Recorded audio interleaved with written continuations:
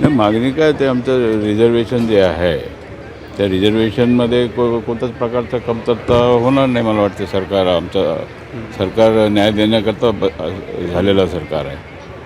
पण अनुसूचित जमाती प्रवर्गामध्ये वर्गीकरणाला तुमची मान्यता आहे का? नाही, त्याच्यामध्ये जे रिझर्वेशन कोटा प्रत्येक जिल्ह्यामध्ये आहे, OBCचा असेल, SC असेल, ST असेल, ते काही कमी होत नाही ना.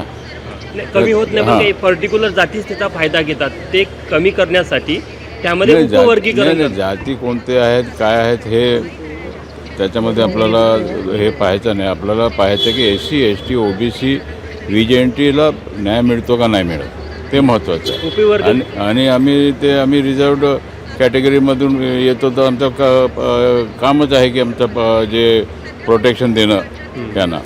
उपवर्गीकरणाला समर्थन आहे, त्यामुळे काही फरक नाही, फरक नाही पडला पाहिजे. ज्येष्ठ नेते आम्ही पवार साहेबांचा राष्ट्रवादी आणि काँग्रेस एकत्रित जाण्यामध्ये कोणत्याच प्रकारचा अर्थ नाही. कारण की काँग्रेस हा बुडता नाव आहे आणि त्याच्यामध्ये बुडता नावामध्ये बसलं की तेही बुडतील. म्हणून त्यांना पर्याय म्हणून आपला राष्ट्रवादी काँग्रेस आम्ही आहोत ना ओरिजिनल. तर सुनेत्राताई आपले नेते आहेत, ते राष्ट्रीय अध्यक्ष आहेत. त्यांच्या नेतृत्वाखाली त्यांनी यावं आणि एकत्रित व्हावं, जेणेकरून त्यांच्याही कामं होतील. आश्वासन माघार घेण्यात आलेलं आहे. आता तुम्ही त्यांच्या आंदोलनाकडे कसं पाहता? नाही, आता मी काय बघितलं नाही ते. आता मी फिरतो, मी जंगलामध्ये फिरतो, TV कुठे बघते. काही त्रुटी आहे असं वाटतं का तुम्हाला शेतकरी कर्ज? नाही, कर्जमाफी झाला ते चांगलंच झालं ना. तर 2 लाखापर्यंत आपण कर्ज जे लोकांनी घेतलं त्यांना माफ करायचा असं शासनाने निर्णय घेतला आहे. आणि त्याप्रमाणे ज्या लोकांचं आहे ते आपण सुरू झालेलं आहे, माफ करतच आहेत.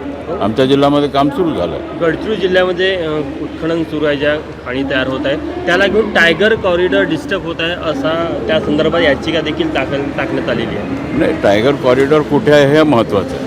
टायगर कॉरिडॉर जिथे असेल तिथे ते उत्खनन नाही आहे.